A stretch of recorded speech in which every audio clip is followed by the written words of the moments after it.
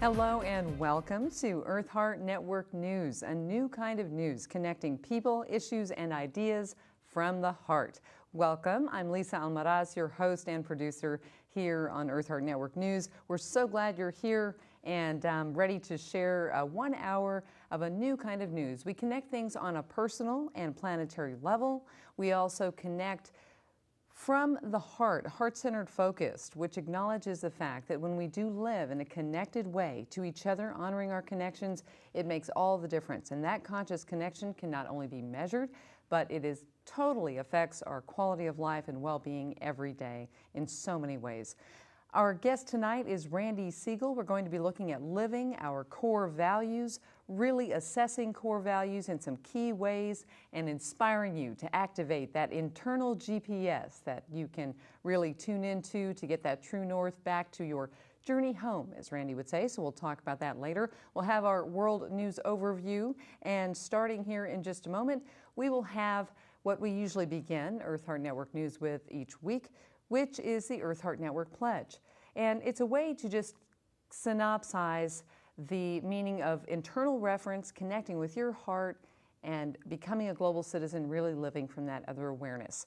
So the Eartheart Network Pledge is coming up right here, and then we will have our main world overview, news overview, and then the interview with our special guests. So the Eartheart Network Pledge, it's very simple. I invite you to take this pledge to heart, work it line by line, day by day. It's all in degrees. No one's perfect, but it's just our internal compass, and here's one way to put that together. It goes like this. I trust my heart. I know my truth. I live my passion to the fullest.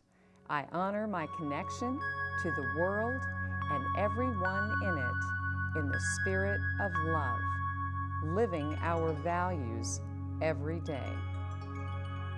Putting our love into action really is what living our core values is all about. Making each choice that we make, whether it's a food choice, whether it's how to treat another person choice, living our values every day is how we can put our love into action. As Don Boone says, as in our segment Living and Loving, and Don is here tonight to share more of his wisdom with us. He says that you are, every thought is prayer and every prayer is answered. So put your love into behavior, your actions out there, and really let the world know through your behavior where you stand and how you contribute to the world. Recapping on last week's actions, one of the things we were talking about was North Carolina Green Power. Living and making conscious choices sometimes can be put into place in ways that don't require a lot of action.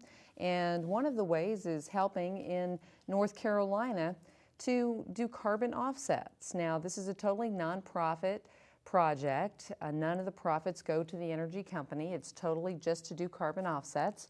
And just to give you an idea, it's really a powerful choice. So just to recap it, for just $4 a month, you can actually do a carbon offset that is the equivalent of planting like 187 trees. Your carbon footprint goes right down, and it really does make a difference here in North Carolina. We're very lucky to have people like Avram Friedman of the Canary Coalition who have cared to invest their personal life into promoting good air quality legislation in North Carolina. Because of him and people like him in the legislature, we now have some of the strongest air quality laws in the country. But making that little choice to give a little bit to the NC Green what's the name of it? It's the Green Power, NC Green Power, okay? Just to get an idea how important this is. Air pollution has reduced the average visibility in the Smoky Mountains from 113 to only about 20 miles. You know, I'm sure Don could tell us how visibility has been reduced in the last 10, 20, 30, 40, 50 years here in the mountains, how dramatic that is. So consider doing your carbon offset. That is our recap from last week. Of course, in the past weeks, we've talked about doing your heart daily coherence meditation, and we will be having updates. Global Coherence Monitor is being built. We just talked about the site going up in Saudi Arabia last week, and so some very exciting developments as we build the Global Coherence Monitor. And you can always contact us if you'd like more information when we touch on a subject that we may have had in a prior program. The Global Coherence Monitor is a monitoring system being built by heartmath.org that can actually monitor the Earth's coherence, Earth's magnetic field that relates to our own heart frequency and coherence. This global monitoring system will employ 12 nodes around the world. Well, right now, there's one node in California and one on the other side of the world. The other 10 nodes are being developed. So it's a wonderful, exciting tool for technology that can help us tap in on an individual level to helping consciously create global coherence. So exciting developments there. We'll be keeping you up to date on that every week. Of course, next week is Thanksgiving, so we hope you'll have a wonderful Thanksgiving. We will not be having Eartheart Network News then, but the week after, we will resume the program live at 6 p.m. So wish you a bountiful and wonderful Thanksgiving week next week, and great luck in getting all your preparations together this week and enjoying time with family and friends. So just a reminder there. Quick shout out to Richard Ganaway. He was our first guest here on Eartheart Network News. We'll have Richard back in later shows. And just to let you know that Richard is actually out in Los Angeles right now producing his album, forthcoming, and Love Rages On. Goes with his new book coming out that talks about a lot of the principles we have spoken about here on Eartheart Network regarding coherence and the divine sacred geometry that resounds through all of nature and through ourselves. And Richard will be here sharing that exciting new music. He's out there actually mastering that now in the studio, and he's working with his partner Jay Oliver. And I am hoping, now Jay I don't believe lives here in Asheville, but I'm hoping we can get Jay Oliver here as a guest in the future as well, because Jay has remarkable sound of science information, the real science of healing sound and how to really use that. And that's what they're incorporating in the AO Music album and Love Rages On that they're in production on, finishing right now out there. So hello, Richard, if you're watching out in California. He could be watching on our live link via the internet. So I just wanted to say hello to him just in case on that. And going over some basic news here, just want to do our main check on our time to make sure we're doing well. We're trying to plan everything here with our background imaging, but basically some great news following years of work by the Center for Biological Diversity and Allies. The EPA announced last week finally that the deadly pesticide endosulfan has been banned. This is wonderful, but it will take a couple of years to phase this out completely.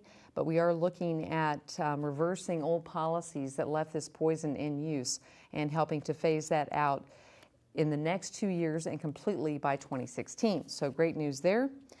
And new reports are saying, unfortunately, and this is where we want to look at it from what's working perspective, and we're talking about fishing grounds being depleted, brand new information out. Scientific American and scientific journals are reporting over 1/3 of all fishing grounds in the world are totally imperiled right now due to overfishing.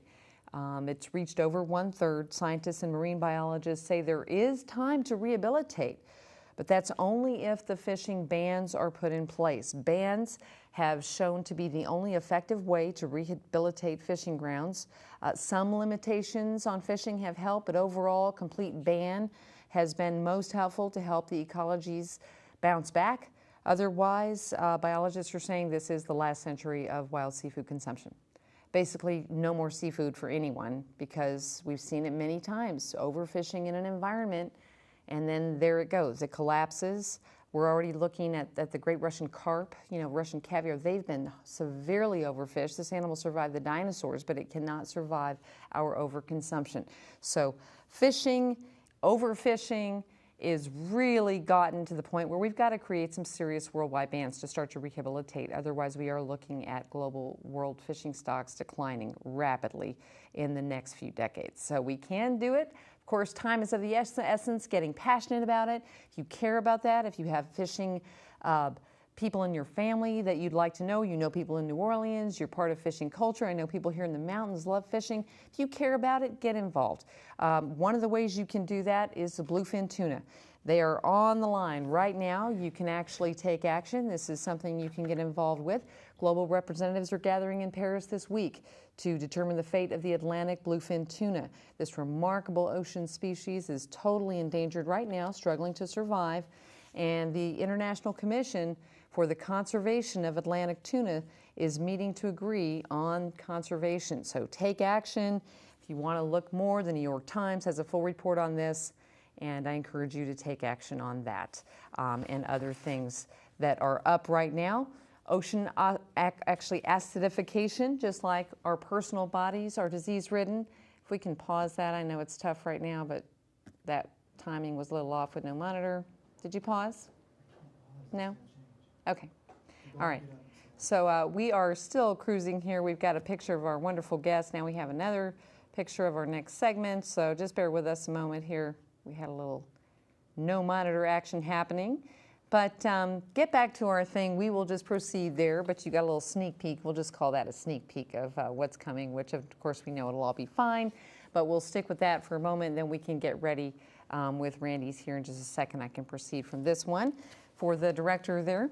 But letting you know about looking at things on a personal and planetary level. On a personal level, acid conditions in the body promote disease. Alkalinization, eating vegetables, all that stuff is promoting alkalinity in the body. Drinking really great water. Acidification produces disease in the body and in the ocean. Right now, ocean acidification is finally being acknowledged, and the Clean Water Act laws are being used to help assert ocean acidification to stop that. So great news there. And a reminder for you to look at your own acid levels. Look at the environment around you. Are you living in a healthy, balanced way? Are we living in balance with our oceans? No, we are overfishing. We're overdoing it. So lots of things you can do on a personal and planetary level. Take action for the bluefin tuna. If you want to know about a direct species, you can help this week. Lots of species are actually in danger. We know already that we have got overpopulation going on. We're using up lots of natural habitat. Well, what works is to create sanctuaries and really protect that natural habitat. Well, thousands of species in the United States, including the river otter. We have talked about the playfulness of the beautiful river otters here on the program several times. Orchids, frogs, you name it. There are over 251 species on the candidate list for protections right now. And unfortunately, the Department of the Interior is actually lingering and hesitating on creating the protections needed right now. This is 251 candidates. They've already been nearing the endangered species list for many decades, and they don't need to wait any longer. Public pressure is needed. Your voice is needed. Your passion, your care about going ahead and let's protect the habitats of all of these species. They include jaguars, orchids, frogs, all kinds of plant species, 251 here in America that do not need to wait while we continue to destroy the habitat. We've got to go ahead and preserve what's necessary now, because the interconnectedness, the one thing we're always talking about here on Eartheart Network, is living connected. And the interconnectedness of these species in their riparian habitat is critical every single day. Swaths of that fabric are being damaged. So we've got to go ahead and move ahead on that. Encourage you to take action. One thing that I did want to mention tonight for you to take action on, if at all possible this evening, we have one more day to act until tomorrow, and that is regarding coal ash. Now, burning coal for electricity, even if we have an abundant supply of it, the fact that we breathe air, burning up our air for energy is not a good idea. So just burning coal for electricity generates more than 130 million tons of toxic waste called coal ash every single year. We know about the accidents that have happened near here. We do have coal ash ponds in our area. This waste is comprised of arsenic, lead, mercury, and other deadly chemicals. Now, this causes neurological damage, not just to ourselves now, but for generations to come. Gets into the water tables. Water supply is the key way that this ends up spreading and causing massive health problems in communities. So take action. We have one more day by tomorrow, Friday, November 19th. Under pressure from the coal industry, the EPA is currently considering officially labeling coal ash, this